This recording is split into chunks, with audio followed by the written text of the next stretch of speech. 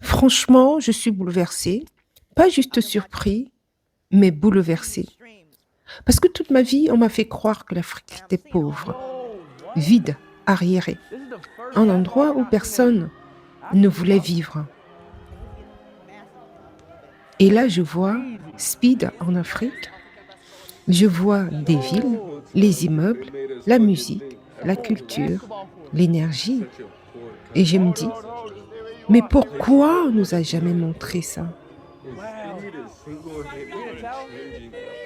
La musique africaine me touche. Les gens me touchent. La façon dont ils vivent me touche. Et ça me fait réaliser quelque chose de dur. Peut-être que ce n'est pas l'Afrique qui est en retard. Peut-être que c'est la façon dont on nous a raconté le monde. On nous a vendu le rêve américain. Mais parfois, ce rêve ressemble plus à une cage, pendant que d'autres parties du monde vivent, créent, respirent, vibrent.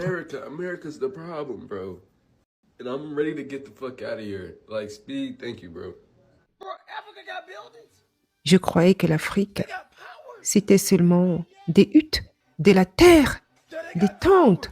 Et aujourd'hui, je découvre des tours, de l'électricité, des villes modernes.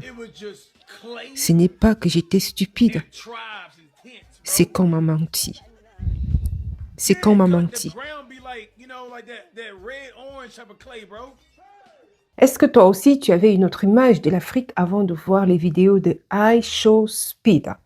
Aujourd'hui, beaucoup d'Américains découvrent l'Afrique et certains pleurent et disent « On nous a menti pendant des décennies sur un continent entier. » Écoutez bien, non, pas de tristesse qui pleure, non, pas du tout, mais de choc. Car dans ces vidéos devenues virales, on voit les images de ce youtubeur, streamer iShowSpeed sur l'Afrique.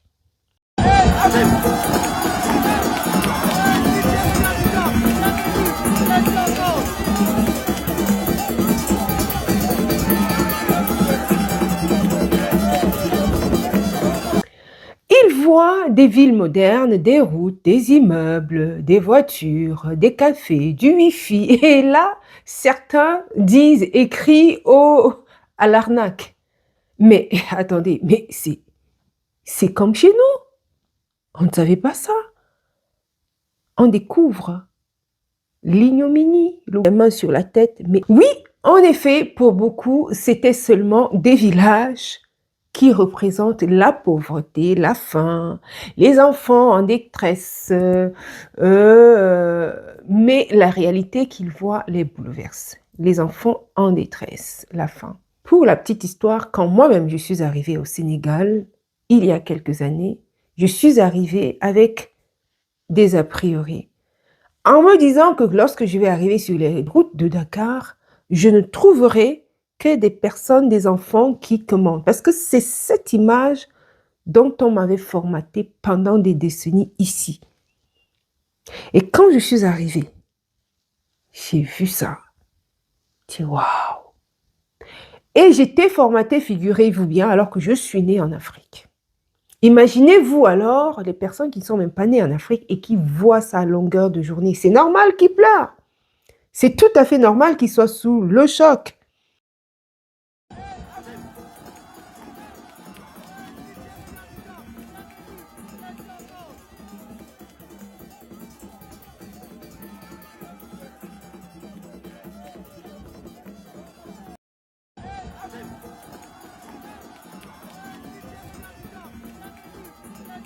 L'un des streamers les plus populaires du monde a fait le voyage dans plusieurs pays en Afrique. Une vingtaine de pays en un mois.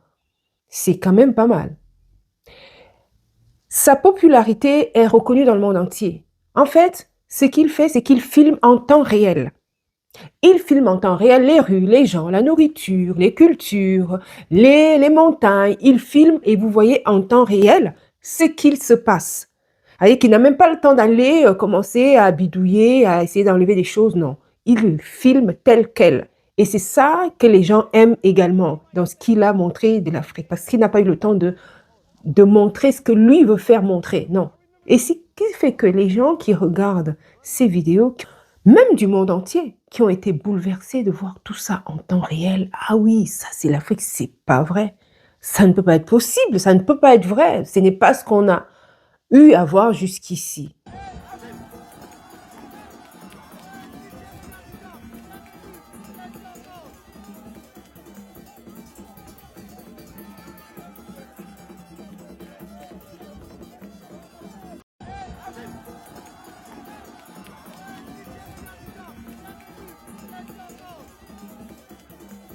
Effectivement, pendant plusieurs semaines, il a voyagé dans toute l'Afrique en montrant vraiment les gens tels que les gens se présentent. Au Nigeria, il a visité l'Algérie, l'Afrique du Sud, le Ghana, la Côte d'Ivoire, la Tanzanie, l'Ouganda, le Sénégal, mon pays de cœur. Il a visité l'Éthiopie, il est allé en Égypte, il est allé de long en large en Afrique. Dans chaque pays, il a montré les rues, les gens, les jeunes, la technologie, les villes, les marchés grouillants, en temps réel, la musique. Mais pas juste les clichés de l'Afrique tels qu'on les connaît dans beaucoup de pays hors de l'Afrique. Mais il a montré l'Afrique dans sa réalité. Des gens qui dansent. Il n'a même pas minimisé. Il s'est mis à danser avec les gens. Il a découvert les gratte-ciel, par exemple, de Lagos, du Nigeria, de l'Éthiopie. Pas selon la représentativité. Des gens que les gens ont l'habitude de voir, mais réellement, ce qu'il fallait montrer. Des centres commerciaux de Accra, les routes rapides de Nairobi, des cafés modernes de Casablanca, du Wi-Fi dans les rues, les smartphones partout. Et quand les Américains ont vu ça, ils se sont dit, mais beaucoup sont mis à pleurer, ils ont posé les mains sur la tête. Oh, c'est fini. Oh, non, c'est ça, on a baigné dans tant d'incohérences, mais ça ne peut pas être possible. On ne nous a jamais montré ça. En même temps, pour ma part, je pense qu'il y a des limites quand même, parce que on peut blâmer certes ce qu'on vous montre, ce qu'on choisit de vous montrer ou pas, mais on est en 2026, donc tu peux également te décider de voyager comme I Show Speed. Parce que grâce à lui, justement, on a vu l'Afrique aujourd'hui, telle que l'Afrique se présente aujourd'hui, et non telle que on veut nous le faire croire. Je vous dis, moi-même, je suis arrivée dans beaucoup de pays africains, mais je me dis, ah bon, c'est parce que j'ai eu l'habitude de voir. C'est parce que j'ai eu l'habitude de penser ce qu'on nous a montré, ce que... Mais attends, c'est pas possible. J'étais tellement choquée, mais positivement. J'étais éblouie, par exemple, du Sénégal, j'étais éblouie du Kenya, j'étais éblouie de l'Égypte, j'ai été éblouie de beaucoup de choses.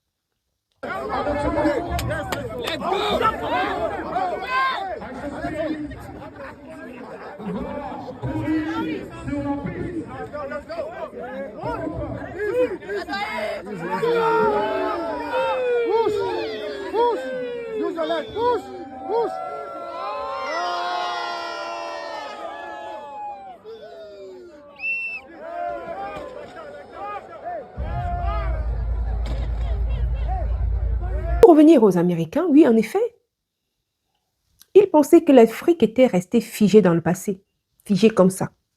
L'Afrique n'a pas bougé. Mais là, ils découvrent un continent jeune, urbain, connecté, vivant, avec des gratte-ciel partout. Pendant qu'on y est, est-ce que tu te reconnais dans les réactions des Américains dans certaines vidéos? Moi, je t'ai déjà donné mon exemple où je suis arrivée dans certains pays africains où j'étais éblouie, émerveillée. Mais imaginez-vous alors, ils sont nés dedans. Ils ont toujours vu ça. Vous qui passez par cette vidéo, est-ce que tu te reconnais un peu dans leur réaction? Ou alors pas du tout? Ou alors est-ce que tu comprends leur réaction? Va dans les commentaires, dis-le-moi. Justement, pourquoi certains pleurent? Et surtout beaucoup d'Américains qui réagissent et disent « ils nous ont menti ». Parce qu'ils réalisent que leur racine vient d'un continent qui n'est pas seulement un lieu de souffrance comme ils ont eu l'habitude de le voir, mais aussi un lieu de progrès, de culture, de fierté. Ils pleurent parce qu'ils découvrent une Afrique belle, magnifique, et ça rehausse leur estime. Ça rehausse leur pensée, ça rehausse leur personnalité. Imaginez-vous quelqu'un qu'on a toujours eu à mettre plus bas que terre, plus bas que terre. Mais ce qui résulterait de cela, au bout d'un moment, c'est pas grand-chose. Et c'est un peu ça aussi qu'on voit en Amérique. C'est un peuple qui a toujours été, voilà. Donc aujourd'hui, ils sont très reconnaissants de ce YouTuber. Le problème, le vrai problème, c'est quoi exactement? Le vrai problème n'est pas que l'Afrique n'a pas de problème. Non, c'est pas ça.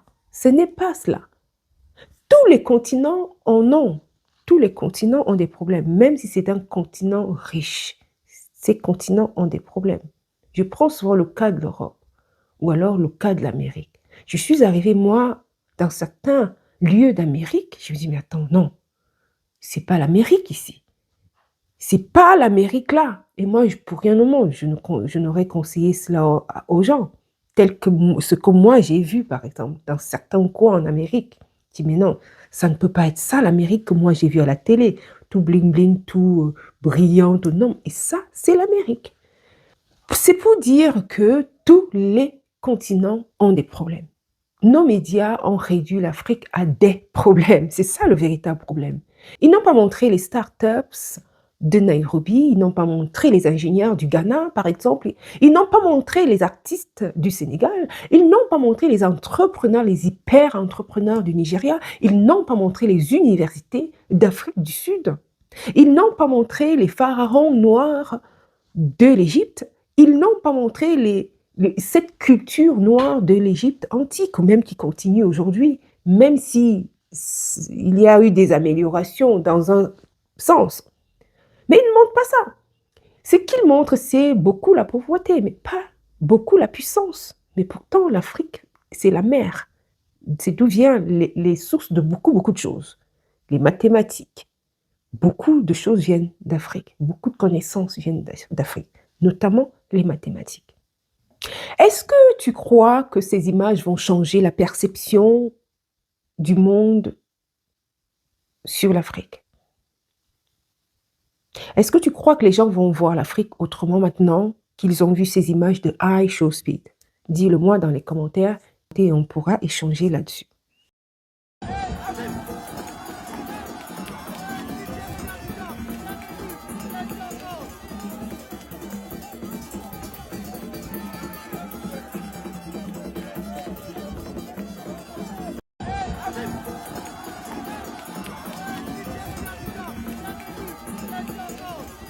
Je me répète qu'ils n'ont jamais montré les villes, les entrepreneurs, les jeunes, les artistes, la vie normale comme elle se déroule aujourd'hui en 2026 en Afrique. Le résultat de ça, c'est quoi?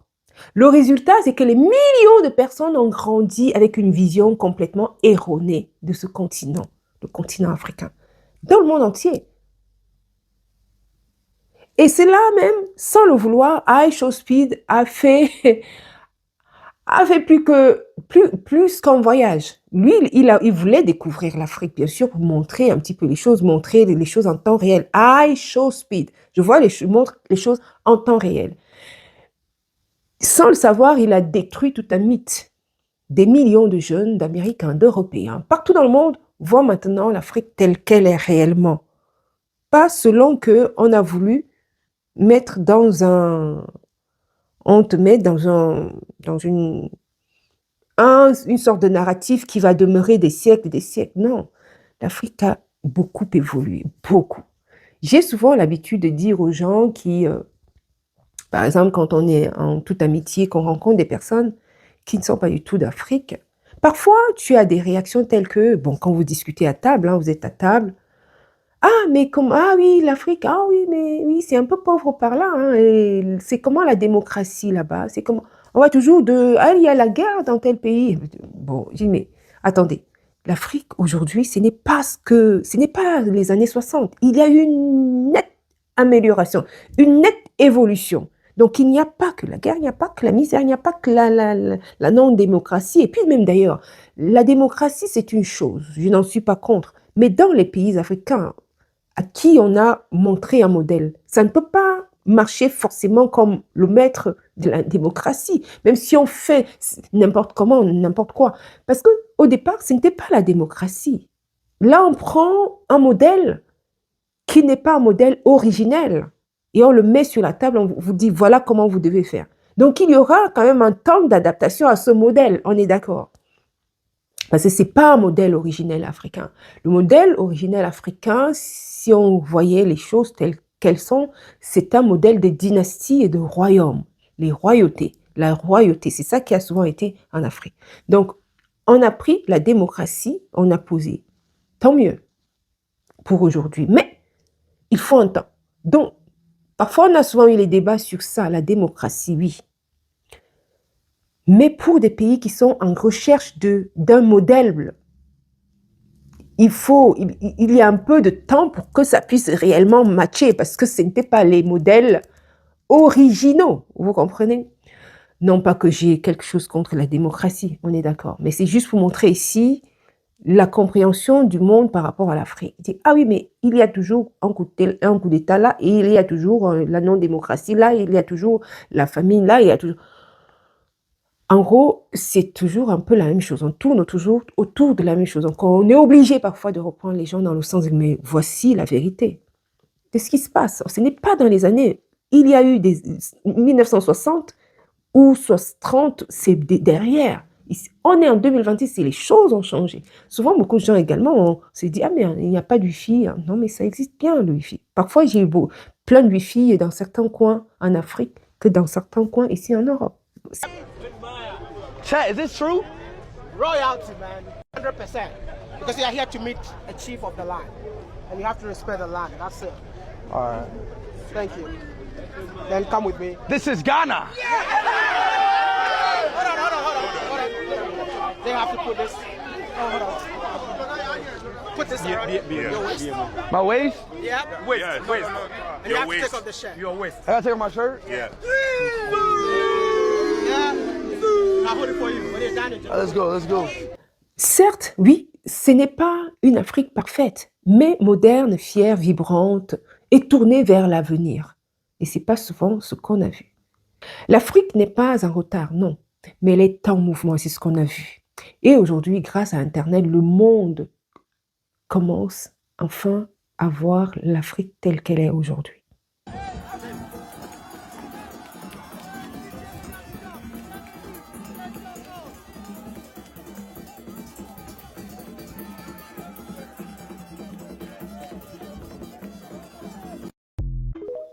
Dis la vérité. Est-ce que cette vidéo a changé ta vision sur l'Afrique? Est-ce que les vidéos de iShowSpeed, d'ailleurs, vous pouvez aller vous abonner dans sa chaîne.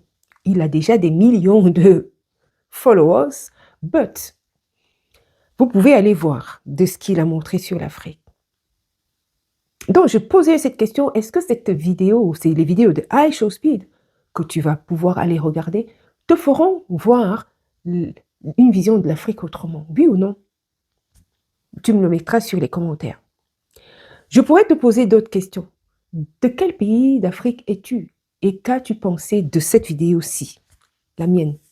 Et si tu pouvais visiter un pays africain, lequel choisirais-tu? Toujours dans les commentaires, mets-le-moi tout simplement là-bas et on en discutera. Je voulais te rappeler qu'ici, nous sommes sur une nouvelle chaîne, donc alors abonne-toi afin que nous puissions continuer à discuter dans l'avenir. Je te dis à très bientôt à une autre vidéo. Ciao.